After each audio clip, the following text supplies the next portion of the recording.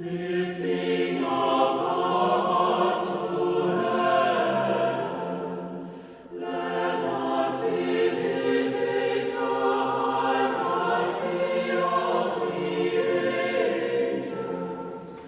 Let us fall down with fear before the righteous one, singing a triumphant hymn of praise. Holy, holy, I wanted to sit and have a conversation with you all, because being that the diocesan sobor just ended, and those who are at spiritual education this week know what I'm going to speak about today, then there's something worth mentioning to everyone.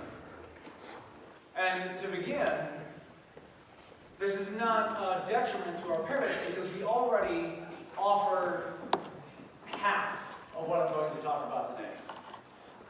One of the conversation topics at the Diocesan Sobor was a focus on evangelization, which there's a very specific difference in the common understanding of evangelization and what we expect in the Orthodox Church. Evangelization in the modern context means that we're going to go door to door and start dragging people into the church, asking them if they've heard about our Lord and Savior Jesus Christ. It's not really what we mean. What we want is to show people exactly what about our religion is so worthwhile.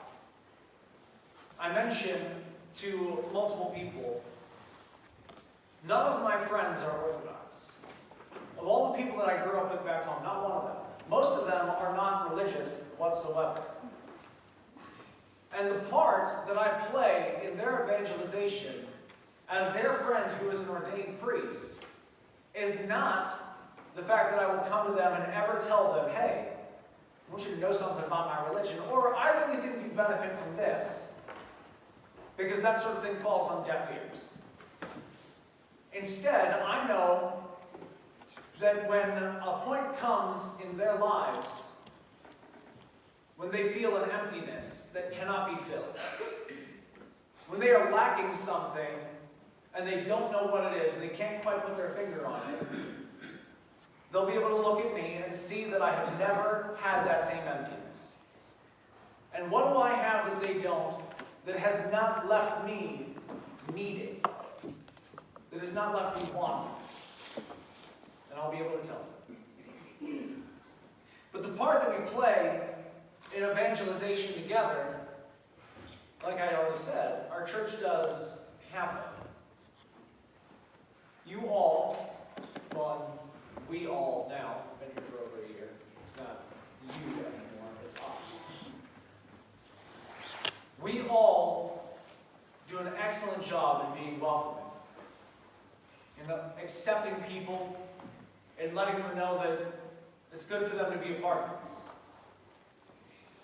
But we tend to do that when we reach the stairs heading to the church hall. And what is the more intimidating part of our social gathering than is the life of the church? Is it up here, where all of the symbolism and the imagery of our church are probably sure to astound and maybe confuse some people? Or is it downstairs, where donuts and coffee are pretty ubiquitous in being welcoming? And it's an incredible thing to offer ourselves, to open ourselves up and say welcome, and to sit with somebody, to get to know them. But if somebody new were to come here, are we going to greet them at the door, to offer them a seat next to us, and to be ready to offer them something about what's going on in the service so that they don't feel lost? Because admittedly, if you don't know what's going on up here,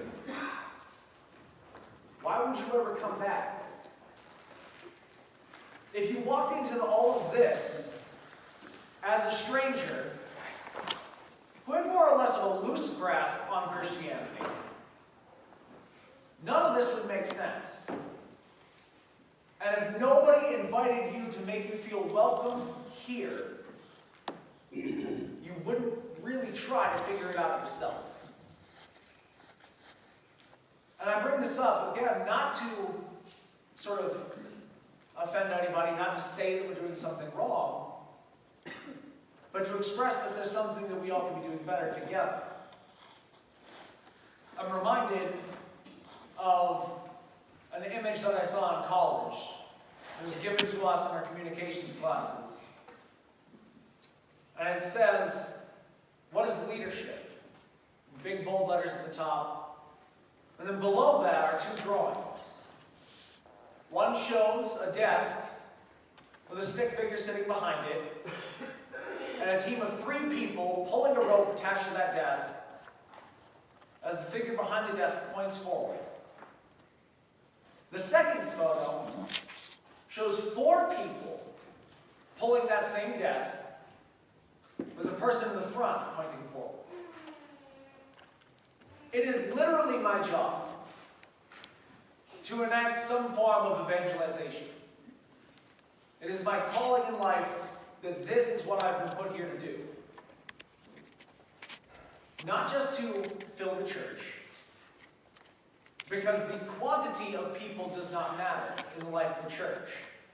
I'm not after this to literally brag to other priests and say, look how full my church is. I'm doing this because I love you. And I love everybody out there who doesn't know about what we have here. That is my job. While part of it is the privilege to serve the holy mysteries at the altar, what I've been ordained to do is to love you. And my love for you is what I want to extend to everybody who may come here. And that is my part of evangelization, but I cannot do it alone. How many of you would be embarrassed to ask a friend to maybe come here and just see what this is all about?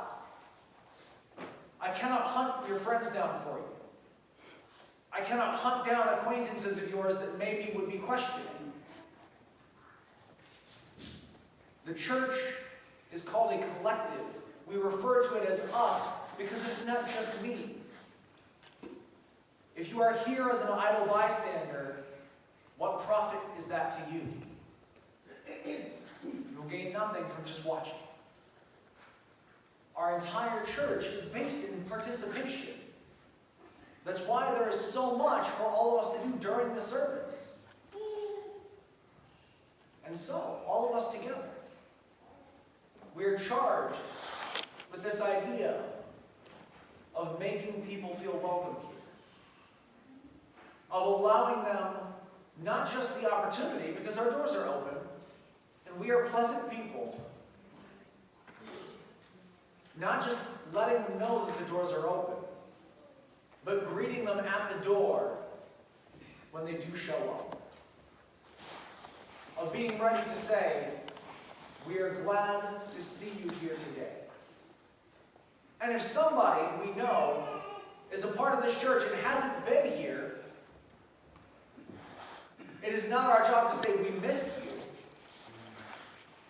Because if we say, I missed you, all that tells that person is, I noticed you were gone. It's not a matter of, I missed you. They're here now. And I'm glad you're with us now. And this is something that all of our churches struggle with. Not just in our diocese, and not just in Orthodoxy, but collectively. It's very easy. All of us have become a family. We know each other's faces, we know each other's families, we know each other's names, our histories, failures, triumphs, the whole deal. And it's wonderful that we're that close, but the closer we get, the easier it is to stay that tight-knit, to not be ready to let other people in. And that is our job.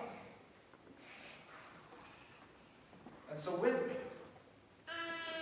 having sort of seen what other churches are struggling with and heard about it at the Sobor with me. Together. We can do this.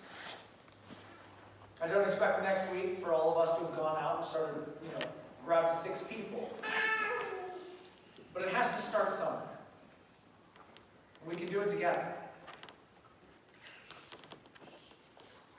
We're called to go forth and make disciples of all nations.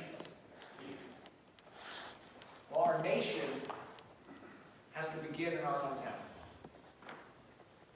So be ready. Be ready to welcome people with me. And we will all see that we are better for it. That our family not only grows larger, but becomes even closer knit with more people. In the name of the Father, and the Son, and of the Holy Spirit, amen. Glory be to Jesus Christ. Glory be forever.